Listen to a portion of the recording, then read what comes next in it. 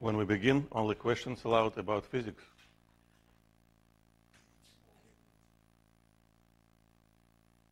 All right. Now you have to wait until tomorrow.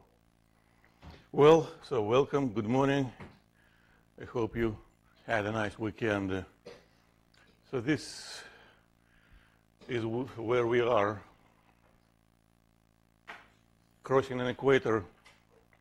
We have 3 weeks behind it, exactly 3 weeks ahead. Lucky us, lucky you, we have no special celebration routine for that. So that's what we talked about last week. We finished this problem. I just want to remind you that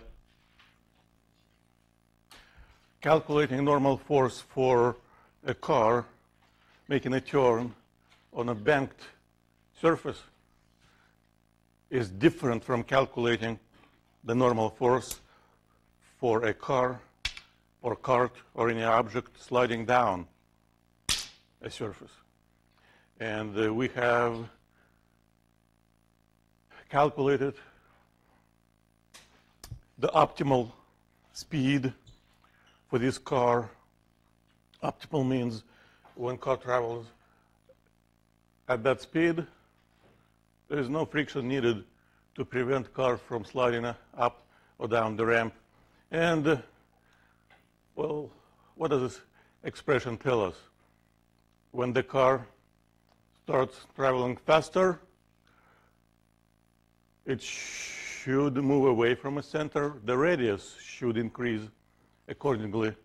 And when the car travels slower, again, the radius decreases. It goes down the ramp, find a new radius. And there's one more example we have to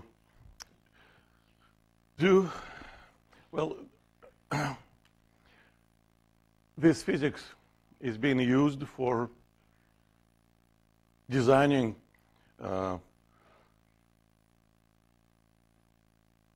rails and tracks for trains or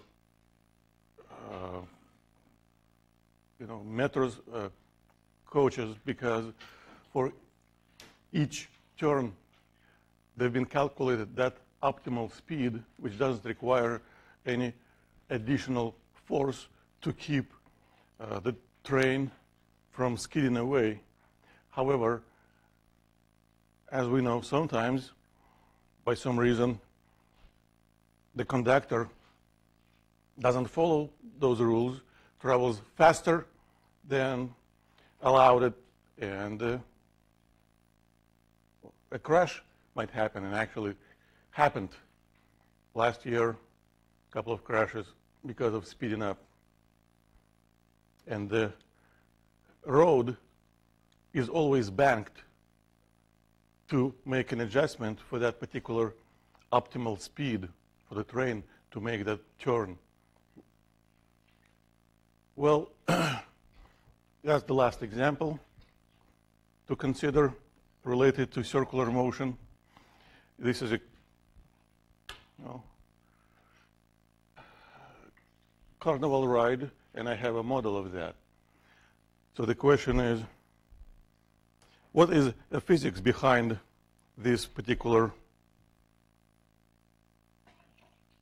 phenomenon? So let's see.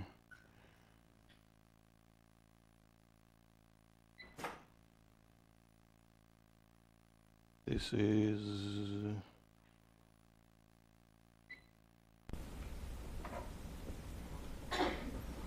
so this is the model. In the carnival ride, people stand first on, well, some support, and then support goes away, and they remain pressed to the wall. Well, I have a sponge instead of an actual little person. So if I spin it and I place this sponge, press it to the wall, what's going to happen? Nothing, it falls down. Well, you should start drawing a free-body diagram for this sponge, for this object, because it's all about forces. What forces act on this sponge? Well, of course, there's force of gravity. And when the wall is pressing on this sponge, there has to be normal force acting on it. But what force would prevent it from sliding down? What do you think? What force should be strong enough to prevent it from sliding down along the wall? Anybody? What do you think? Yes? So what force? What force? What is the name of that force which is supposed to prevent this sponge or object from sliding down this wall? Yes? Are you asking or saying? Friction. Well, where else could it be? We have in our mind a list of the forces. Gravity taken already. It actually moves it down. Yes? Cannot hear you. There is no such force like centripetal or centrifugal. This is just a term which represents the product of two variables, mass and centripetal acceleration. The actual force is supposed to have a source. Centrifugal or centripetal force has no source. It's a mathematical abstract. A source for force of gravity is what? What is the source? An actual object responsible for the existence of the force of gravity acting on the sponge. What you say?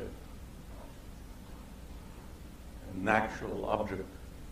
We remove that object, we destroy it, and force of gravity disappears as well.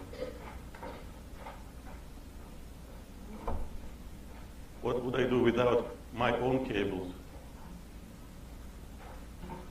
Just asking, just curious. Oh, sorry, the depot was locked this morning. This facility didn't unlock it, so. Of course, it's always somebody else's fault. That's why I always have my own cables, my own computers, everything my own. So, coming back to physics from real life, what is that actual object responsible for the existence of the force of gravity acting on this sponge?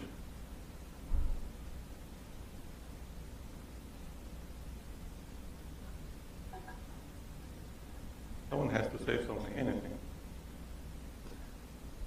It's Monday, we have to start, getting into our routine, thinking, conversing.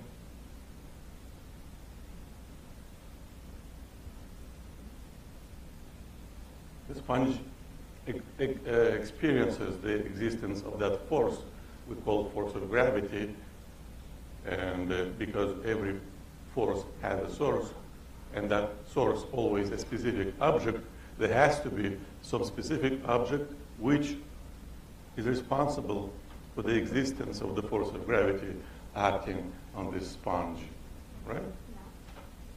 Mass is a feature of the sponge. It's a parameter which describes, on one hand, how much stuff is being stuffed in it, on another hand, how dense is it, and on a third hand, how strong is that force of gravity which is acting on this sponge from that object which is responsible for the existence of this force of gravity acting on this sponge from that object.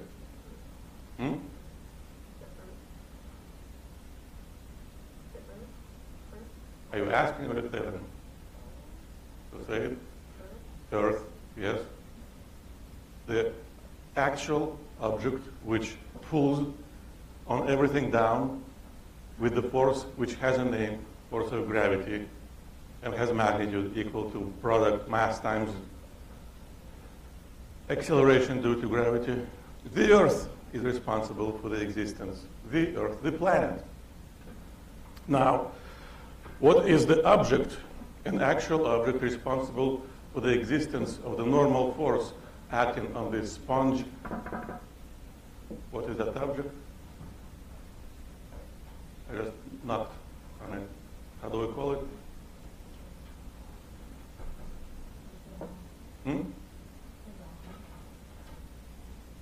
You can say the rod, you can say the bucket, you can say the wall, but you have to say something. You can't say normal force exists because I have no idea why. That would be wrong. We should have by now an idea for each force, why it exists. And now gravity pulls down. What would be the force prevents it from sliding down?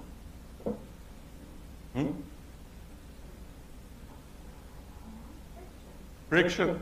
That's the only force left. We cannot see any springs, so no elastic force. We don't see any strings, so no tension. So we go through the list of forces: gravity, check; normal, check; elastic, no; tension, no. What else do we know? Friction, yes. When two objects interact and move relative to each other, force of friction acting between those objects. But evidently, that force of friction is not strong enough to prevent it from sliding down. So the question is, how could we increase the force of friction? Well, I've got my mysterious liquid here. Not blood.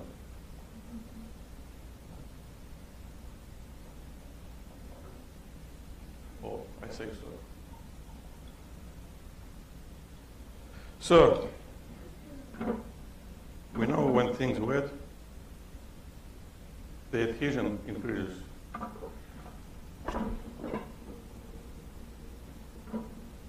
So now it doesn't slide down. It remains attached to the wall until what? What's going to happen if I slow it down, slower and slower and slower, and eventually it slides down? So first of all, there has to be some critical speed. It should spin fast enough. And of course, our goal is to calculate that critical speed and in general understand how it works. Actually, who knows, maybe I'm going to use it again. So by now, everybody already should have a free body diagram drawn, because we just said very clearly what forces act on that sponge: gravity, normal, and friction.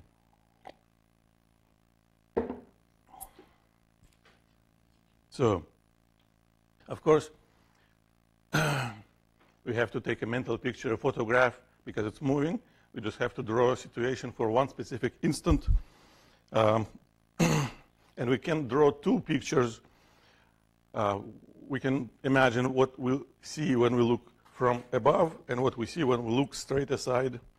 When we look from above, we just see a circle, a sponge like this, and we don't see force of gravity because it should point into the screen. We don't see normal, we see normal force because actually it points like this.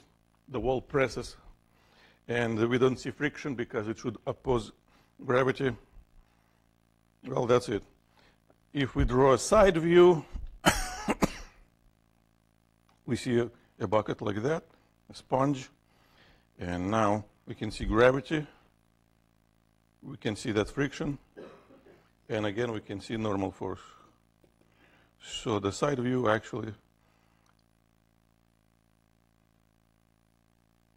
more useful in terms of forces, but the side view doesn't show the trajectory. The trajectory of this sponge is a circle. So the top view shows the trajectory. And one more arrow is missing, which represents acceleration. And because when we talk about forces, we will have to use Newton's second law anyway, so we have to show all forces acceleration. Now,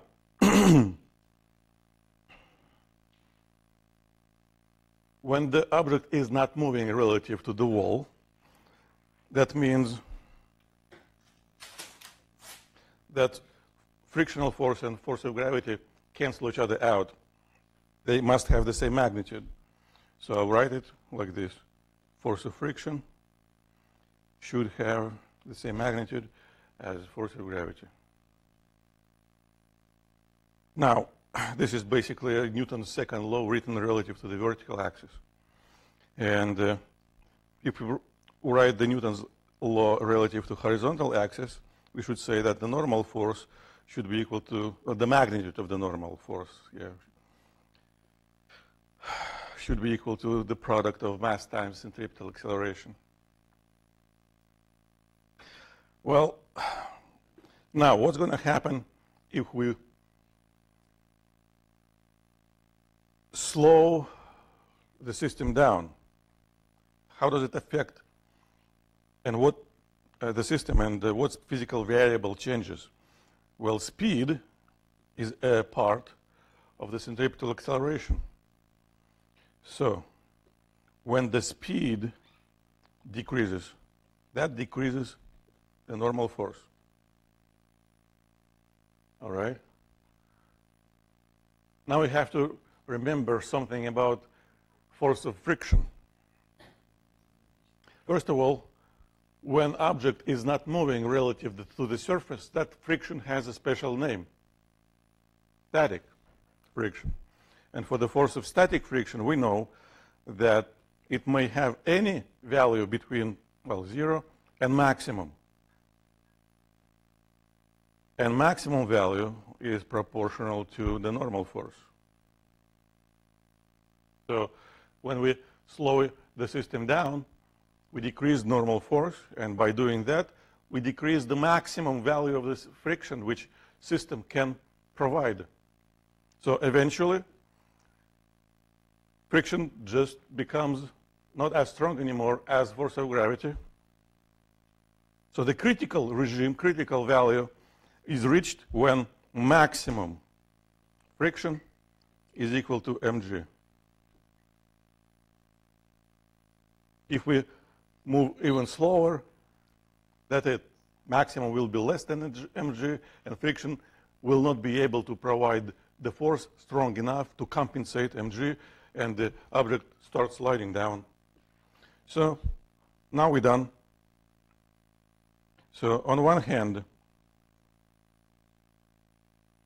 the maximum value of the force of static friction equals to coefficient of static friction times normal force.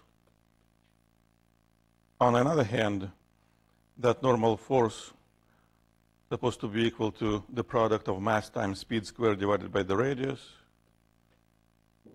And this is that critical speed. That critical speed we are looking for when the bucket spins faster. No problem. The sponge remains pressed, not sliding down. Well, this is my lowercase m, which getting canceled. So we can calculate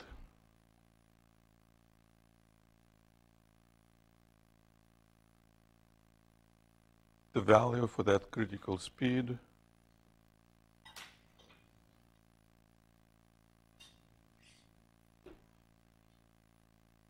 That's it.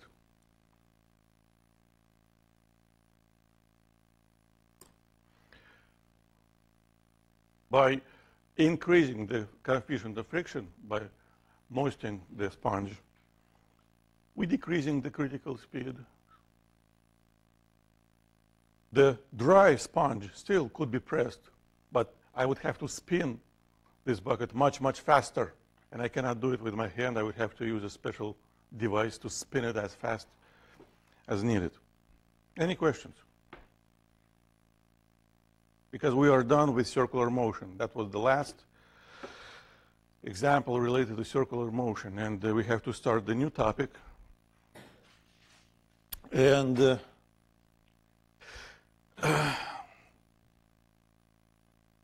when we need to solve a problem, when we need to analyze any phenomenon, we never get the solution in all details immediately. At first, we get a general idea, a general direction.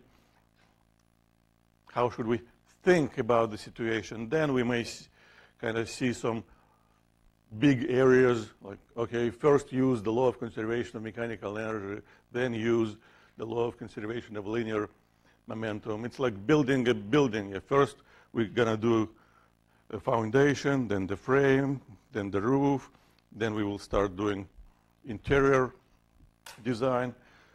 And only then we can go through all the details of the solution, of the analysis. And we have no time for that.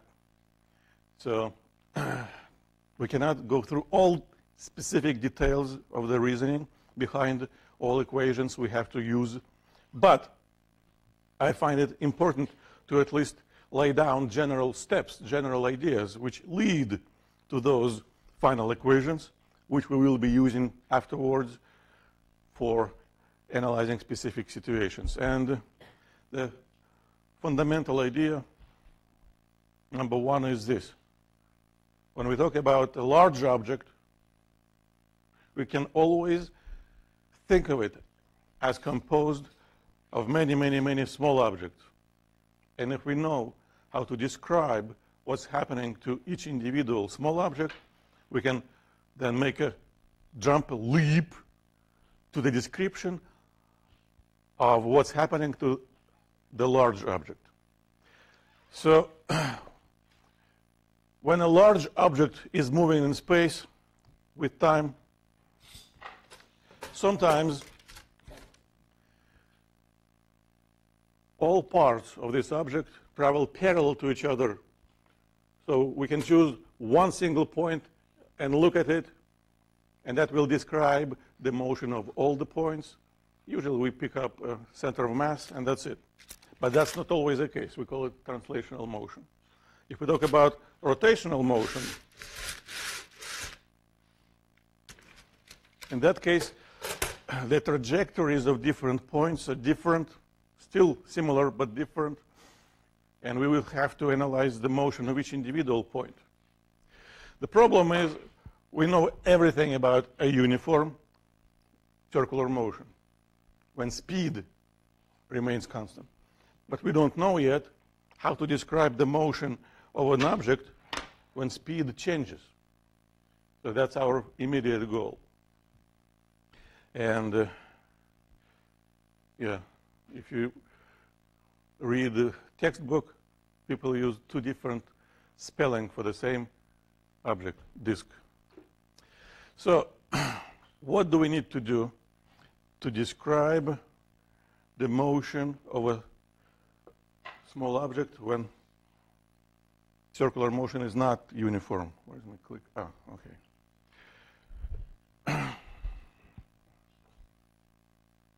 That's my clicker. So I'm going to show you what is happening, just in case. Visualization always helps to boost our imagination. So this is what's happening.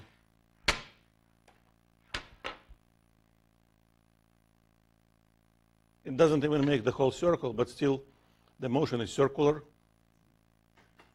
You know, that's the center of the circle. Because I hold it here, I gave it a push, and it stops. So the question is,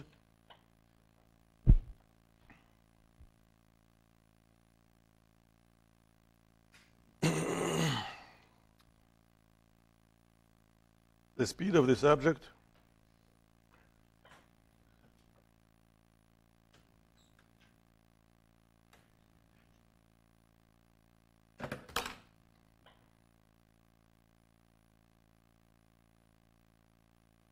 I have a certain expectation about the answers to this question.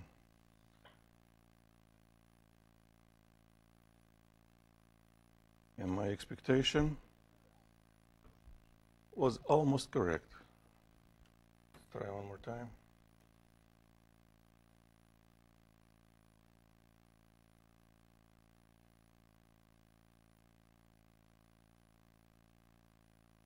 44. No, I'm not sure. Well, I'm not sure if you really think so, or you're just trying to mess with me. In that case, be careful. But if we use our eyes, we can see that initially the object was moving because I gave it a push. So initial velocity was not 0, and final velocity is 0 because it doesn't move anymore.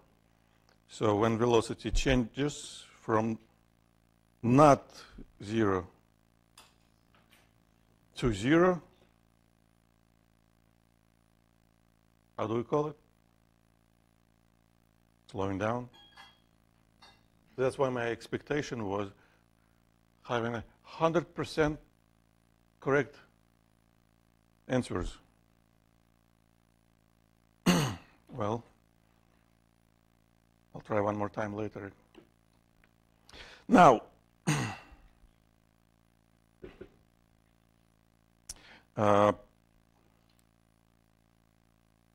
let's do some physics. When I gave it a push, after that, my hand doesn't touch it anymore. So there is, of course, force of gravity and normal forces, which we cannot see because they, well, point into the screen or out of the screen. The only force which is responsible for slowing down is, again, force of friction here. And we can write that according to Newton's second law, the magnitude of the force of friction should be equal to the magnitude of well, we should say horizontal acceleration. Now, how does acceleration point, actual acceleration? Well, we still should draw an arrow which represents centripetal acceleration. It doesn't go anywhere. Force of tension doesn't disappear. Force of tension is still acting on this object. So if we have two forces, tension and friction, tension and friction, the net force should point, well, something like this. That's just a tail to a head rule. This is an arrow which represents the net force, which means acceleration, which is equal to net force divided by mass, should point in the same direction. So the acceleration should have two components. One component is the same old centripetal acceleration, which is responsible for the change in the direction of the velocity. But now, the second component is not 0. It is responsible for change in the speed. The object is slowing down. And this acceleration always tangent to trajectory. We can draw the trajectory. It's a part of a circle like this. So that's why this acceleration also has a name, tangential acceleration. And that's how people note it. Tangential.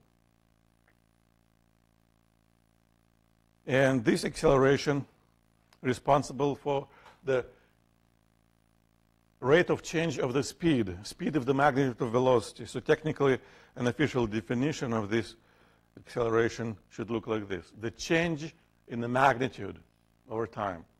Well, of course, assume that time approaches 0. Well, and in general now, the actual acceleration should be equal to, well,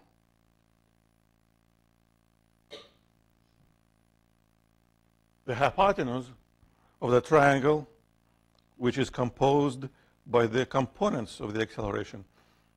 The actual acceleration, tangential acceleration, centripetal acceleration, right angle.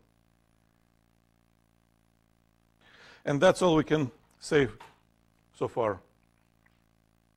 So the main point is, when this motion is not uniform when speed changes, the actual acceleration now has two components. One, which we have learned before, the centripetal, which points to the center. And second is a new one, tangential, which is responsible for how fast speed changes. Now, so the issue is this.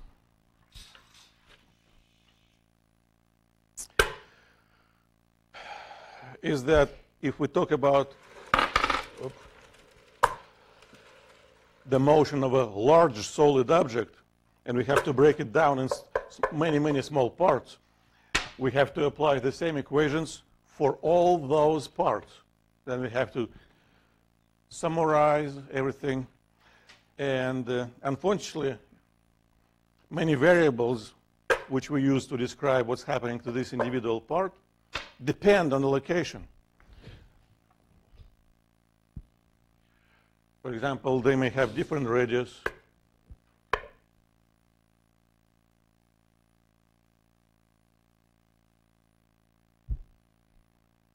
Now please take a mental picture,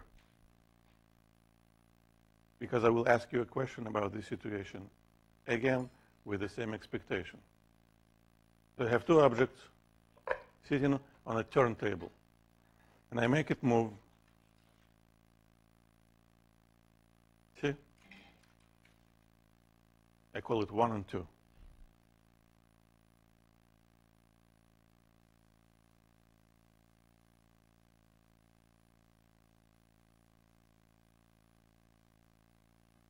Please tell me what you think.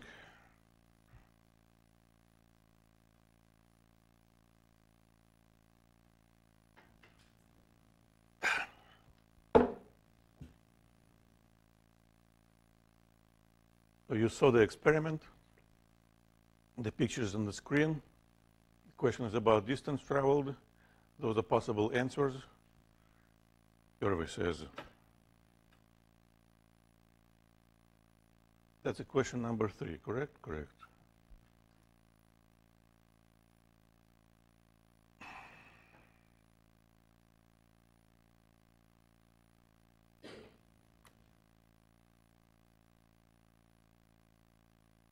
Interesting. Oh, yeah. Total number changes 75. The system has some inertia. It, you enter, it goes, I don't know where the server is, and comes back.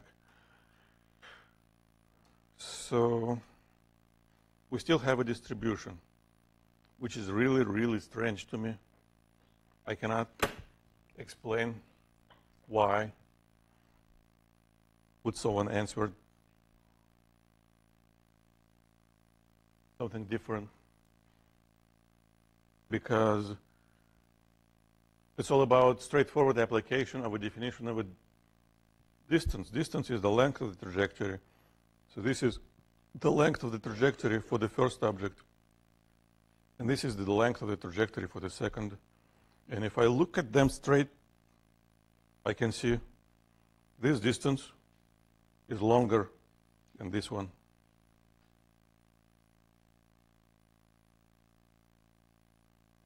It's not a tricky question. So you should think, why would you say something different? Because who knows, maybe because of the same reason you would make a similar mistake on the upcoming exam. Well, anyway, distance different, distance over time is speed. Speed is different, speed squared over radius, acceleration. Acceleration is different. We have to find something they have in common. Otherwise, we will not be able to describe the motion of this object as a whole. So, please, anybody, venture an idea. When these two objects move, like in this experiment, in circles,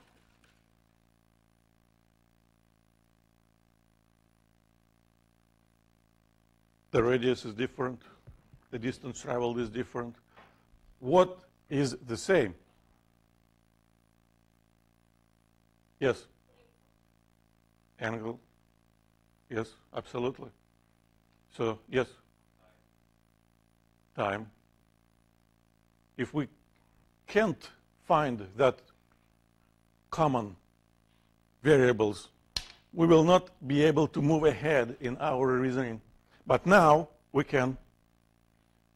We just have to switch our way we describe the motion from using linear variables like distance, displacement, velocity, acceleration, to angular variables.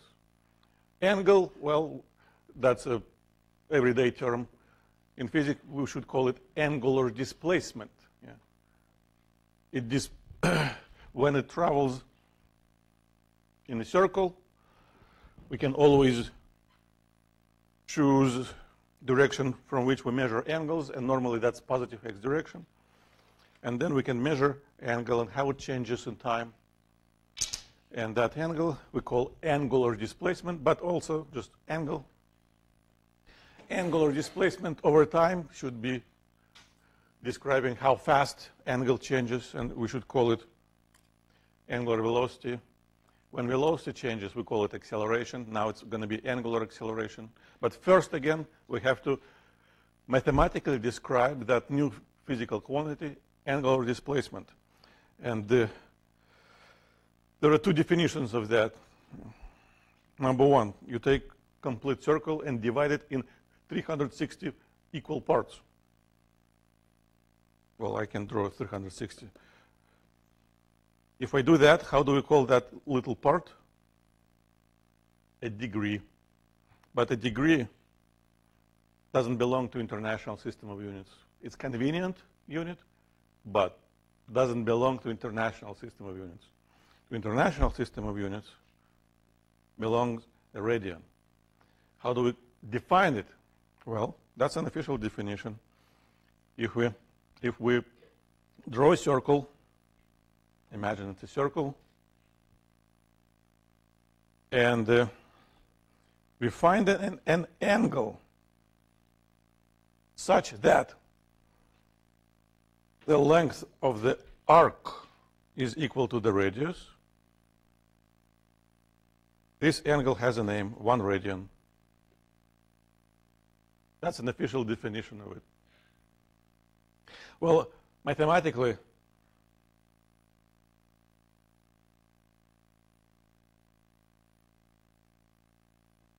we write it in the form of a fraction. So it doesn't have to be always the same length. Any length divided by the radius gives the value of that angle in radians. And as the result of that, actually, we have a conversion factor between radians and degrees. Pi radians is equal to 180 degrees. And we know that. Nothing new. Now, of course, we can move forward. We can introduce other variables. First, names. For an object which makes the same angle over same time, angular velocity is constant. And in that case, we can introduce quantity called a period. A period is time for this object to make one whole revolution. That's a period. When we keep spinning it, we can count how many revolutions it makes in a second. That's what we call frequency. And then for for each part of this, for each point particle of this large object, we can introduce the speed, which is distance traveled over time, and relate it with angular speed. That's what we're going to do right now. So, period, a standard variable is capital T. So how do we calculate the period? Well, if we make revolutions, we count how many revolutions it makes. And how much time it makes to make this number of revolutions. So time over number of revolutions gives the time for one revolution. That's the period. The frequency tells us how many revolutions is done per second. So that's the reciprocal revolutions per second. We can see actually that frequency and period are related, inversely proportional. Now, speed, well, that should be equal to the distance traveled over time. Angular speed, and the standard letter for angular speed is a Greek letter omega. And some people call it weird W, because W looks like this, with ends out. So you bend the ends of this letter in, and it becomes omega. So by a definition, it should be equal to the angular displacement over time. But we can now make a transition and make between angular and the linear variables, because angular displacement is equal to linear distance traveled over radius and then over time. And this ratio, distance over time equals speed, we get first important relationship between linear and angular variables. Connection. And, well, we can do some more simple algebra, get some more connections, more relationships. They all are here. They all start from the definition of radian, and then from definitions of other variables. What is the period? What is the frequency? What is the angular velocity? Now we have to say a word about directions. We know, according to our standard agreement, if we point x-axis to the right, all vectors which point to the right have positive components relative to this axis. All vectors which point to the left have negative components. Now, angular variables also can be positive and negative. We have to define when the component of angular displacement or angular velocity or angular acceleration is positive, when it's negative. So this is a standard agreement. When the angle is measured counterclockwise from positive x direction, that angle is defined as positive. When angle is measured clockwise, negative. Well, angle over time velocity, so the same agreement works for velocity. When object spins counterclockwise, angular velocity is positive. When object spins clockwise, angular velocity is negative. And now the trickiest part, we also assign vectors. But we cannot assign vector which points up or down, left and right. So we assign a vector which points perpendicularly to the motion, to the screen, if we look straight at it. For a positive angle or for a positive angular velocity, we assign a vector which points out of the screen perpendicularly to the screen. That's an agreement, a definition. And for a negative vector, for a negative velocity, or a negative displacement, angular displacement, we assign a vector which points away from us into the screen. Standard symbol to represent a vector which points out of the screen is a little circle with a dot. It's like you're looking at the airhead of an arrow. And if you held an arrow, an actual arrow in your hands, it has feathers at the end. And this symbol kind of represents what you would see if you've been looking at the end of an arrow, a bow arrow, like feathers. So these are standard symbols which represent vectors perpendicular to a certain surface. And in physics, that third direction actually represents the third axis, x, y, and now we kind of talk about the third one, z. So when vector points parallel to z, it's positive, and when vector points anti-parallel, opposite to z, it's negative. Well, anyway, those are just agreements. They don't require understanding. They require memorizing. That's it, like every definition. Now, also, we can make an extra step. Remember, when objects speeding up, velocity and acceleration have the same direction. When objects slowing down, velocity and acceleration have opposite directions. Of course, the same stays correct for angular variables. So when object rotates faster and faster, angular velocity and angular acceleration point in the same direction. When it slows down, they are opposite. Nothing new. We're just adding one word, angular. Well, this is a summary of everything related to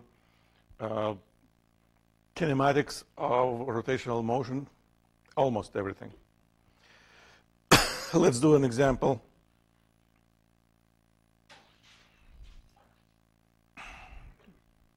So this is what's happening.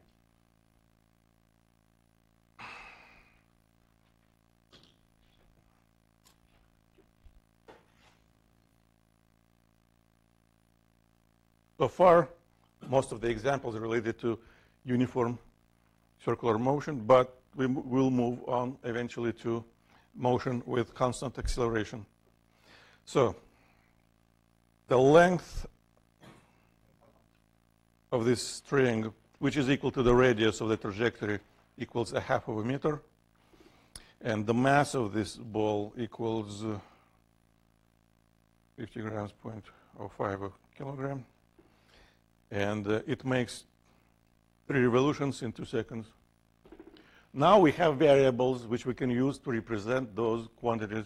Number of revolutions is 3. Time, 2 seconds.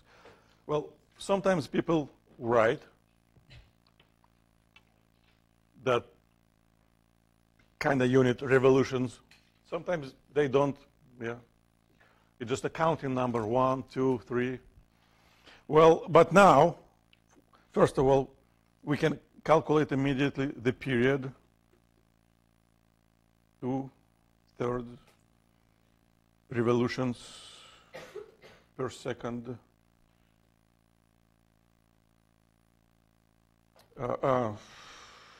What did I do? No, sorry. I wrote the wrong letter. It should be T over N, E over N, 2 over 3 seconds per revolution, but we don't write revolutions. Normally we just write seconds. That's it. The frequency. Now for the frequency, if you remember the slide, people use several different variables. You never know what variable will be used in the textbook or in a problem. So there's a lowercase n, Greek letter nu, and very commonly there's lowercase f, frequency, which is number of revolutions per second, or 1 over or a period, 3 over 2, or 1.5. And now, when we write a unit for frequency, we don't write revolutions. Again, we just write 1 over s, 1 over a second. Or, if you use exponents in mathematics, 1 over something can be written as a negative exponent. Or, the frequency also has its own unit, hertz. So all these units are equivalent, yes?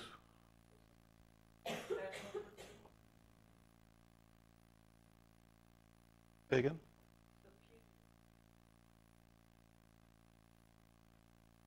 No, that's frequency. The number of revolutions per second is a frequency by definition, a period of time for one revolution. So if we know how much time it takes for 10 revolutions, we take that time and divide it by 10. That's what we do.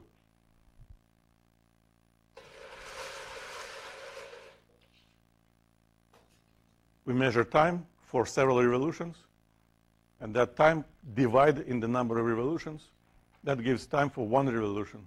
And that's what we call period. Where else can we find? Well,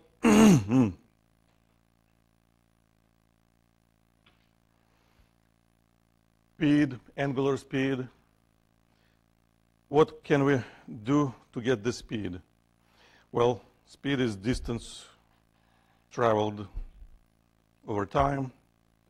And we actually had a similar calculation done before. We know that it takes 2 seconds to make 3 whole revolutions. Distance traveled in one revolution has a name, circumference. And to calculate the circumference, we just need to use an equation from geometry, 2 pi radius speed. Now, how do we calculate the angular speed or angular velocity? Actually, the problem doesn't specify if we spin it clockwise or counterclockwise, so we can pick it and make it positive or negative. But if we're calculating speed, we have 2 options. The option number 1, we can use a relationship between angular and linear variables. Or the option number 2, we can use a definition. No matter how we do it, we should get the same number. So if we use a definition, what do we know? We know it makes 3 revolutions in 2 seconds. But now, we have to use the angular displacement and divide it by time. And angular displacement equals what? Well, for one revolution, it's 360 degrees, but we cannot use degrees. Well, we could in certain problems. But in this situation, we have to stick to international system of units. So one whole revolution, 360 degrees, will be equal to 2 pi radians. 2 pi radians. That's one revolution. And in 2 seconds, it actually makes 3 of those. So this is supposed to be angular speed in radians per second. And when we're calculating frequency, we end up with hertz, 1 over a second. When we calculate angular speed, which in 2 weeks will also be called angular frequency, we keep both units, radians and second. And you can see that this number, well, 3 times pi, 2 cancels, will be equal to this number. Because if we calculate speed and divide by the radius, we get exactly the same expression. So doesn't matter how we find it, whatever works for you.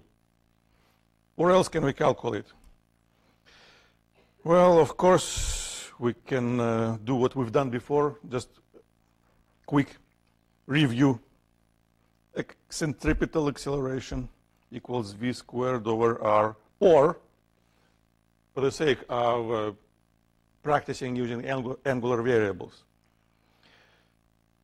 linear speed is related to angular speed, so we can replace the linear speed with the product of angular speed and radius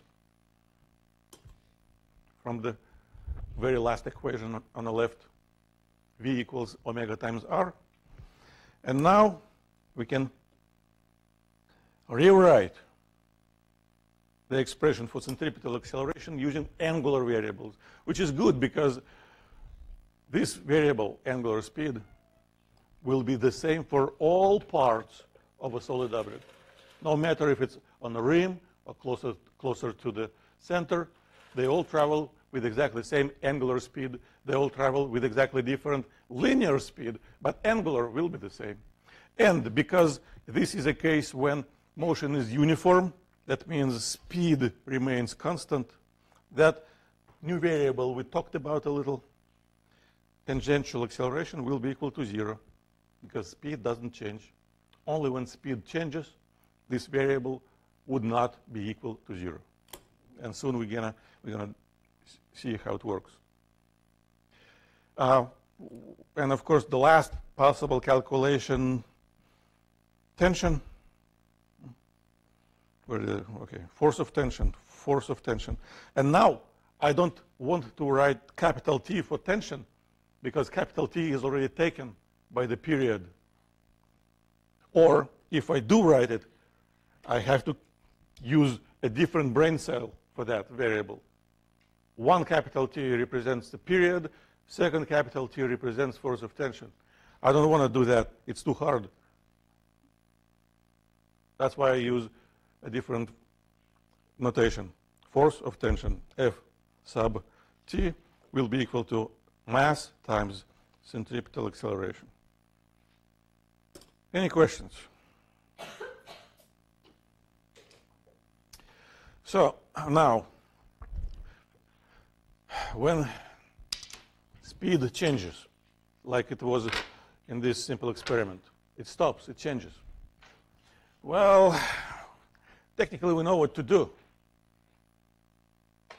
So first of all, angular velocity is angular displacement over time, and we always assume that the time is tiny. Then, when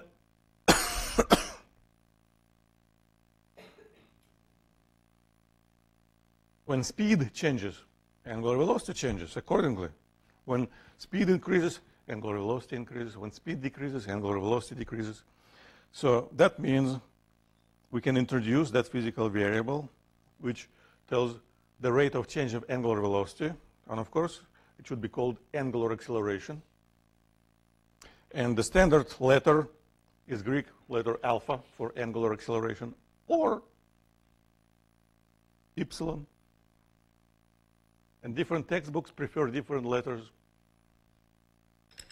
Now we need to relate angular acceleration with what? Well, with tangential one. So this is what we could do. Angular acceleration is equal to rate of change of angular velocity, but angular velocity is equal to speed over the radius, and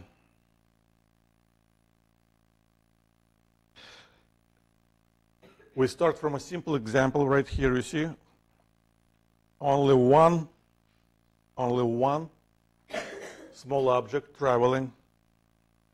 So we can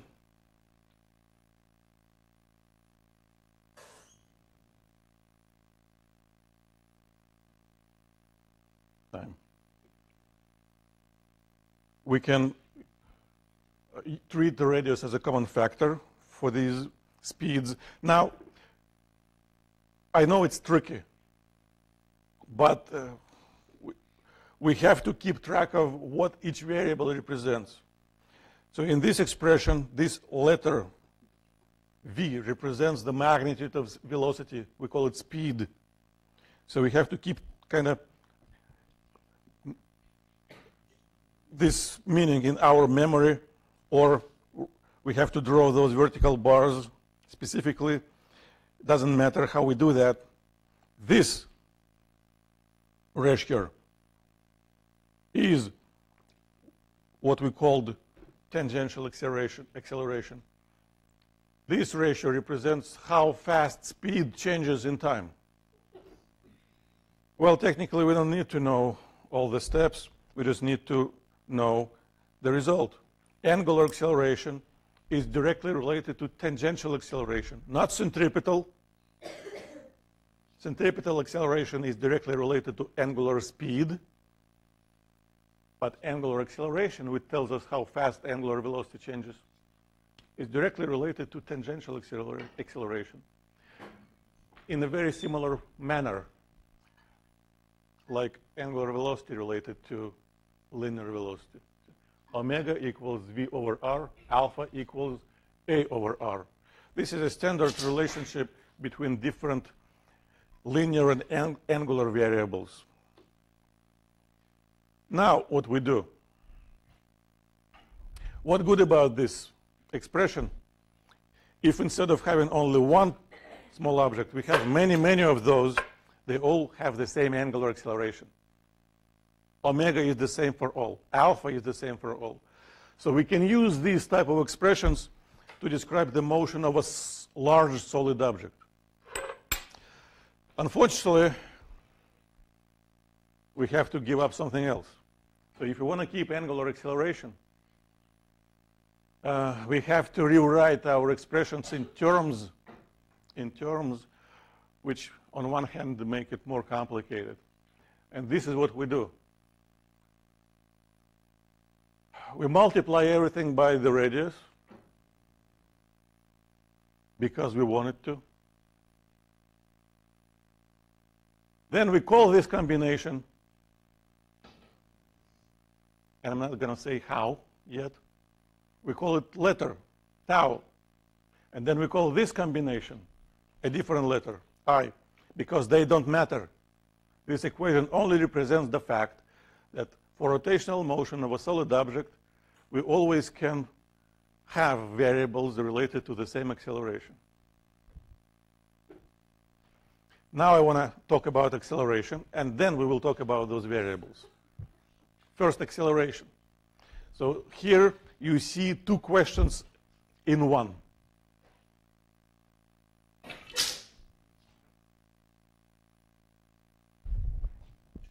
First of all, well, you already read it. I'm going to show you an example of what's happening. It says red spot. I have to make it. This is the red spot in question. Come on. Now, we gave it a push. Too strong. It only makes 3 revolutions. 1, 2. All right. The number of revolutions doesn't affect the answers. 1, 2, 3. That's what happened.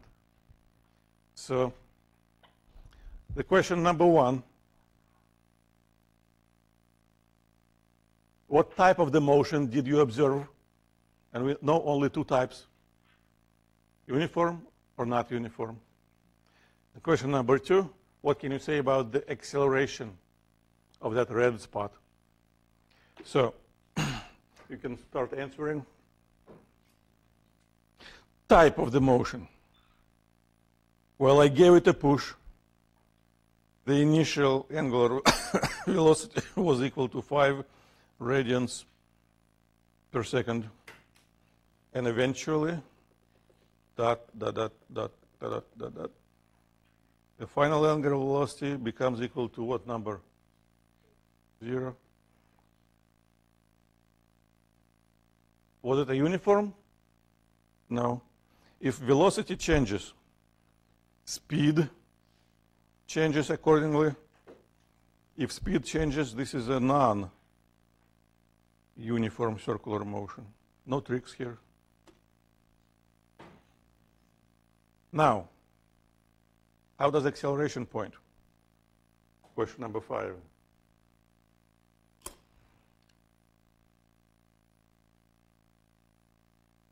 When object spins counterclockwise, according to our agreement, the angular velocity of that object is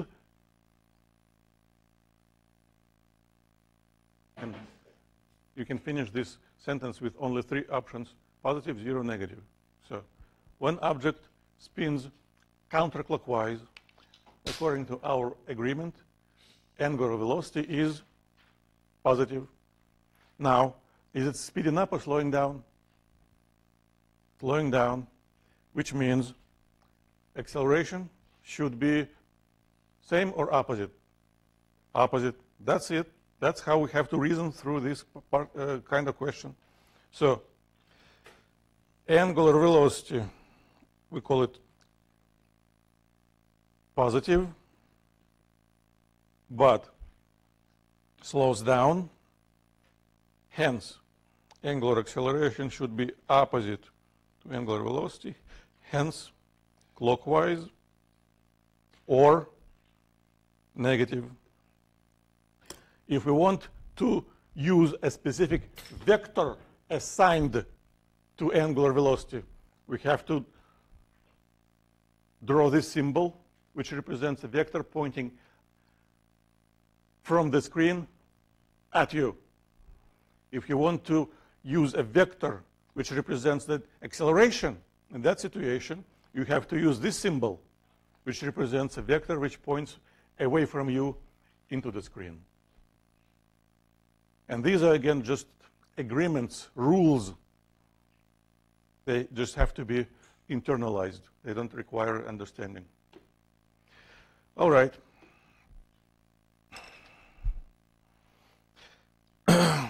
So this problem is a continuation of the experiment. We gave a push, it stops in 3 revolutions. Mathematically, this problem is no different from a problem we've solved before. We gave a push, it stops. We gave it a push, it stops. No difference. We have solved the problem about a box sliding down and stop. And we know how to do that. So we just have to apply exactly the same reasoning, but we have to replace linear variables we used to use with angular variables accordingly. Instead of using velocity, we use angular velocity. Linear displacement, we replace it with angular displacement. Linear or tangential acceleration, we replace it with angular acceleration. So we have to use exactly the same mathematics. We just have to use Greek letters instead. Does that make any difference mathematically? No, not at all. So in this particular situation, final angular speed is 0. Initial is 5 radians per second. Well, we have to keep an eye on units, because we cannot mix units, and often angles could be given in degrees, and acceleration or velocity is in radians. If we use mixed units, we just make a mathematical mistake in the end. Now, and that is exactly the case here. Theta represents the displacement, and that displacement is given in revolutions. Well, that's the magnitude of the displacement. But we cannot use revolutions. We have to use radians. So what do? Well, we know a conversion factor. 1 revolution is equal to 2 pi radians. So 3 times 2, 6. 6 pi radians. That's the angular displacement of this turntable. And now we can calculate acceleration 0 equals 5 squared plus 2 times alpha times, well, it's displaced counterclockwise, so displacement is positive 6 pi, that's alpha. And because it decelerates, we get negative acceleration, which is 25 over 12. My brain races faster than my hands. 25 over 12 times pi. And that will be radians per second squared because it's angular acceleration. Any questions?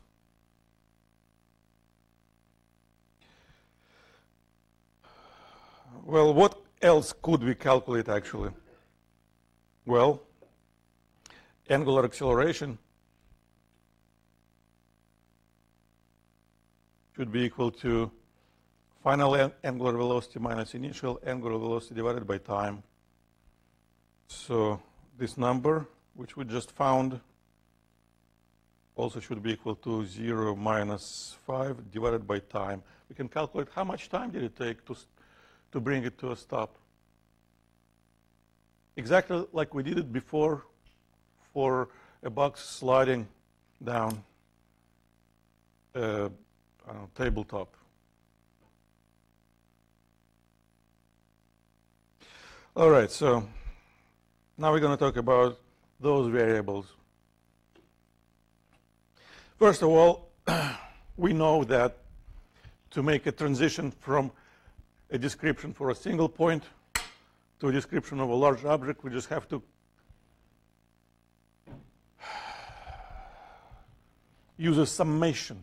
We have to add together everything related to all those points. So how do we do that? Very simple. We write an equation for a single point, and we add a symbol, the sum. We're assuming that we have so many tiny, well, those points, dots. So many, and this summation runs over all of them. And the good thing about it is the angular acceleration is the same for all. So this angular acceleration now doesn't describe acceleration of a single point. This angular acceleration now describes the acceleration of the whole object. Now, these two variables require an additional analysis.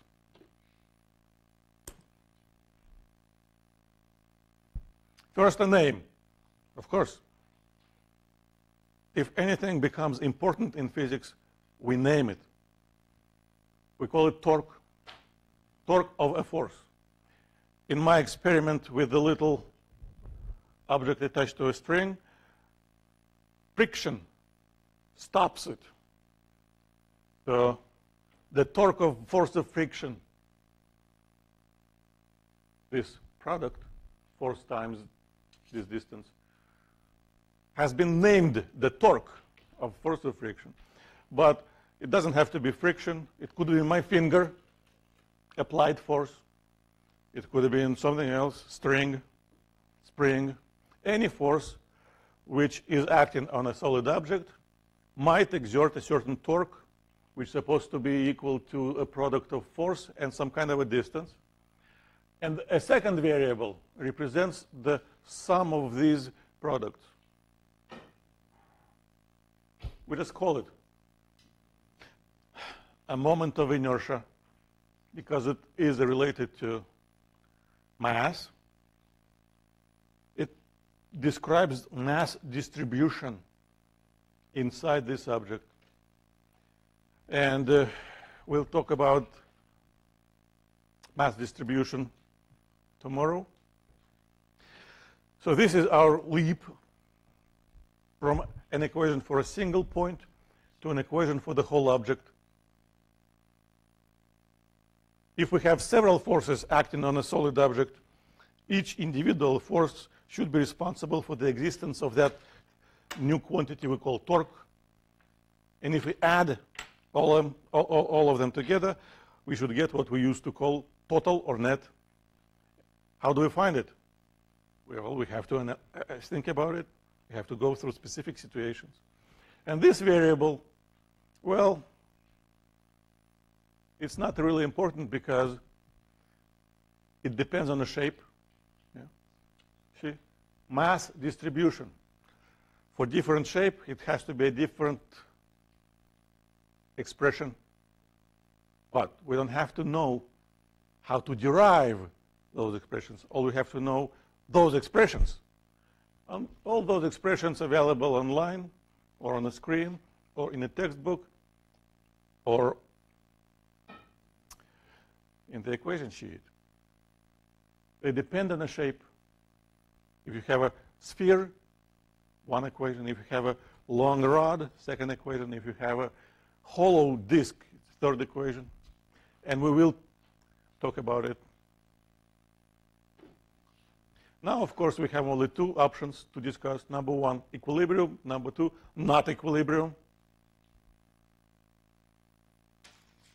When this variable net torque equals 0 and an object is at rest, even if something is acting on it, we call it equilibrium. And that's going to be our immediate goal. Now we need to talk about how to calculate that individual torque expressed, exerted, generated by an individual force. And of course, we have to start from some physics.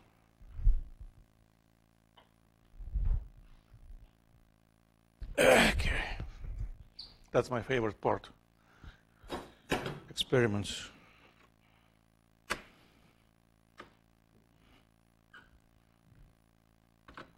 All right.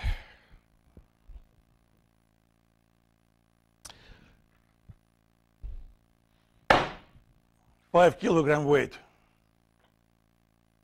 Very heavy. And what we know about it,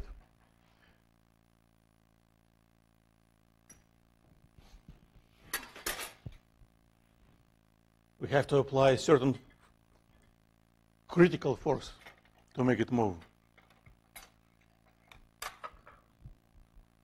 If I pull and pull and pull, it's not moving yet. So I have to apply, okay, about 16 newtons to make it move. That's the maximum value of a force of static friction, which I have to overcome. So now we know this number. And now I can play with this toy. Instead of applying a force directly to the subject, I can apply a force to a rod which is touching this object. For example,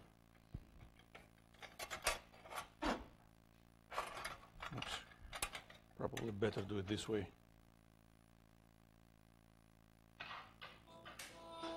All right. It's closer to 18 now. What's going to happen if I move it?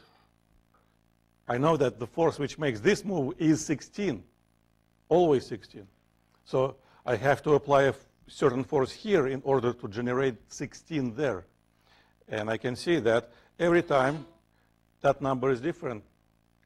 If I move my scale to a different location, in order to generate the same 16 newtons here, I have to apply, well, in this situation, stronger force. Where else can I change? I can change the direction. Can I? Of course.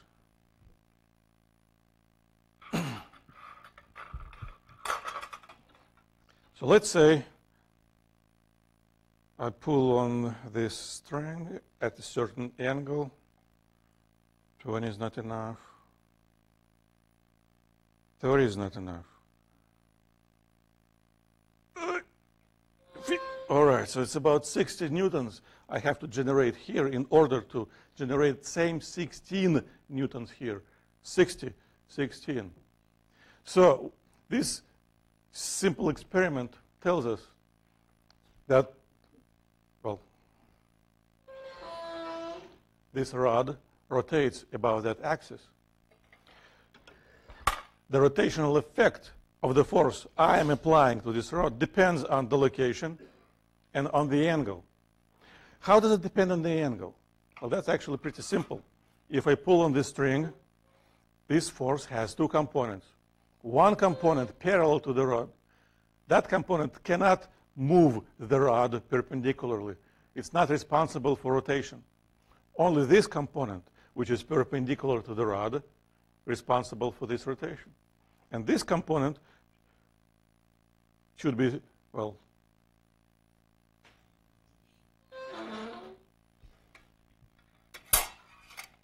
equal to the value of this force if this force is applied perpendicularly to the rod.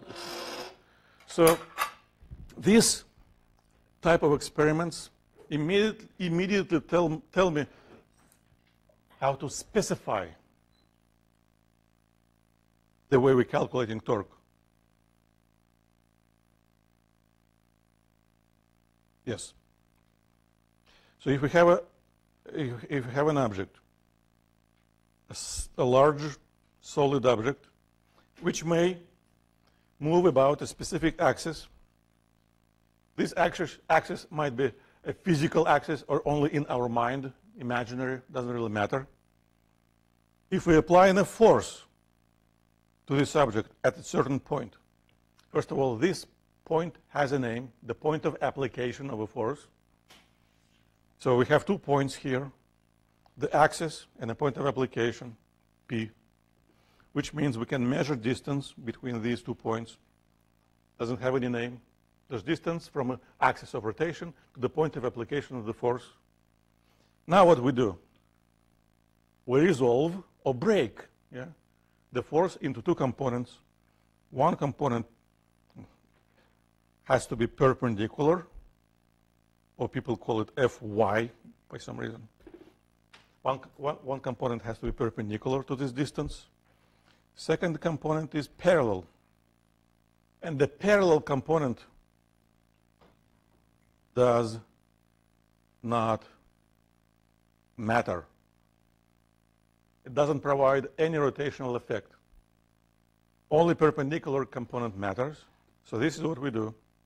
If we multiply these numbers,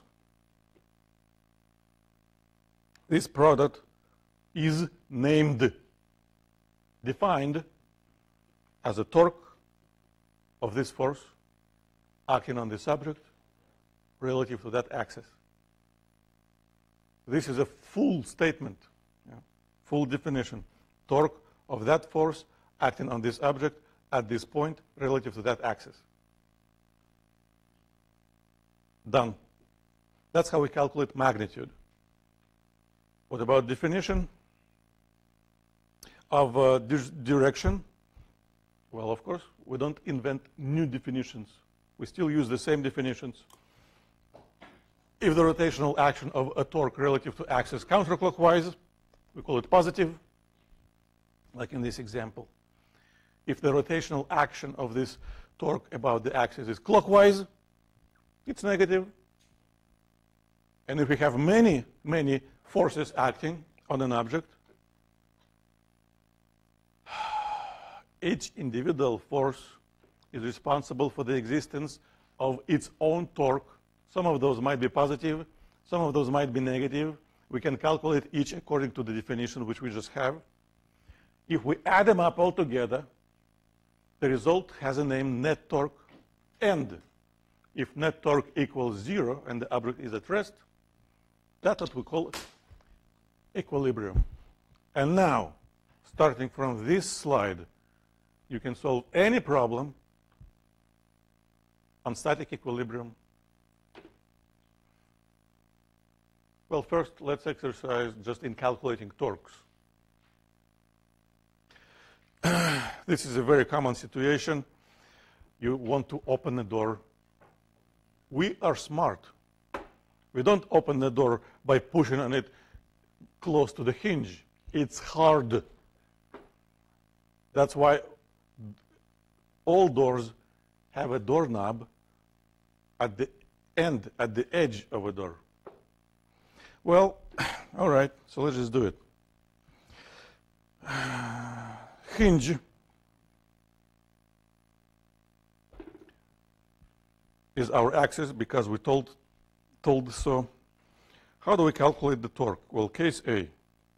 Well, first of all, I want to stress again that an official definition of the magnitude of a torque doesn't depend on what force is acting, what axis is chosen. It's always the same. That equation tells us. Now, case A. We need to know two numbers: distance from the axis of rotation to the point of application, and the component of the force, which is perpendicular to this distance. And in this situation, that component is equal to the force. So 5 times 9, 4.5. 4.5 what? The unit of distance is meters. The unit of force is newtons. So a unit of a torque is a newton times a meter. And if you remember, that was exactly the same unit for energy and work. But when we calculate energy or work, we called it joule. When we calculate torque, we just call it meters times newton. That's it. All right, next case, B. Same axis, new distance, but still perpendicular. So hence, the magnitude of a torque for case B will be equal to 1/3 of 0.9 times 5, so 1.5.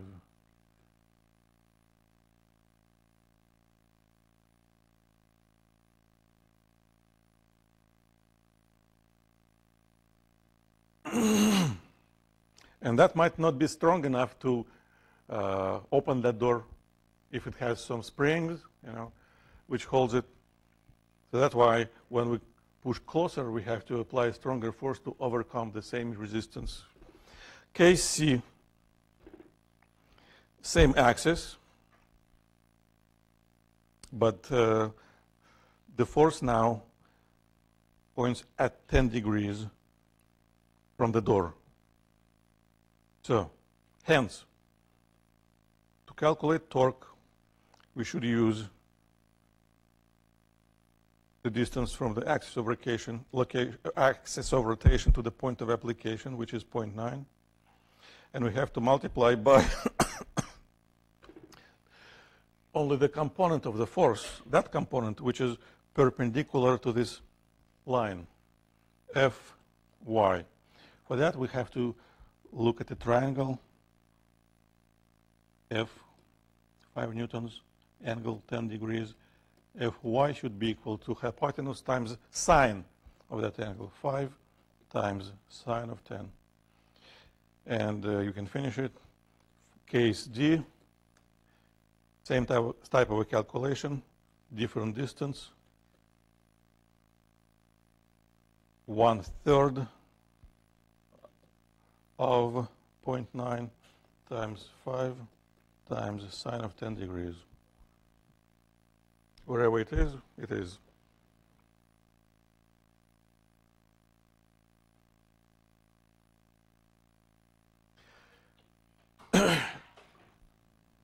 I'm just going to start it. What would we? No, I'm going to stop it. So I'm going to pick up from this slide tomorrow. Thank you very much. But again, theoretically, you're ready to solve any problem related to torques and static equilibrium. You're ready now.